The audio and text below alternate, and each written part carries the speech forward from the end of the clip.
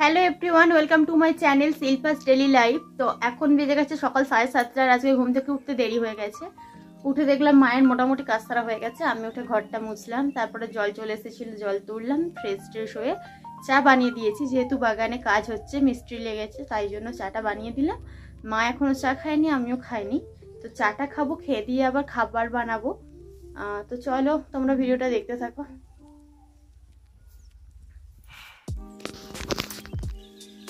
এইদিকে দেখো চাটা করে নিয়েছি, মা আসলে খাবো। মা গেছে বাগানে চা দিতে, আর এইদিকে মা দুধটা ফুটিয়ে রেখেছে।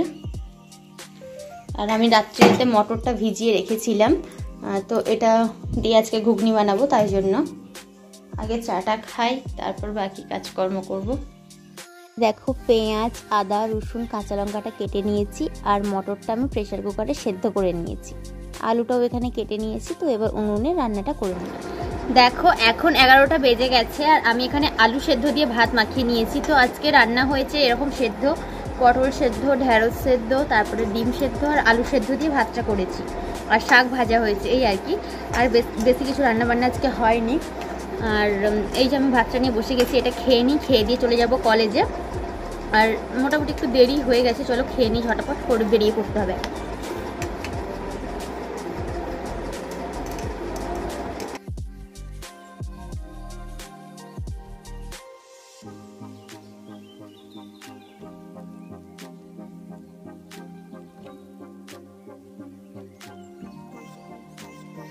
কলেজ থেকে বাড়ি ফেরার পথে দেখছিলাম কি স্কুলের সামনে ফুচকা কাকু দাঁড়িয়ে আছে। তো ভাবলাম কি তাহলে আজকে একটু ফুচকাটা কিনে নিয়ে যাই, কারণ কি শাশুড়ি মাও খেতে পছন্দ করে, আর আমাদের পাড়ায় যেহেতু খুব একটা ফুচকা আসে না, খাওয়া হয় না, তো সেই জন্য নিয়ে আসলাম। আমি আর শাশুড়ি মা খাবো, বাপি তো খাবে না, কারণ কি বাপির যেহেতু সুগার আছে সেই জন্য। তো চলো এটা এখন খেয়ে নিই। আর অনেকদিন পরে ফুচকা খাচ্ছি, প্রায় 10-12 দিন হয়ে গেল।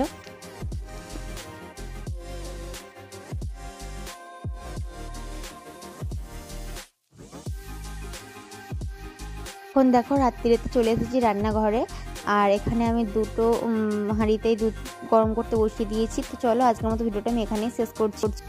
একটি ভিডিও আজকে তোমাদের সাথে শেয়ার করলাম, কেমন লাগলো অবশ্যই আমাকে একটু কমেন্ট করে জানিও।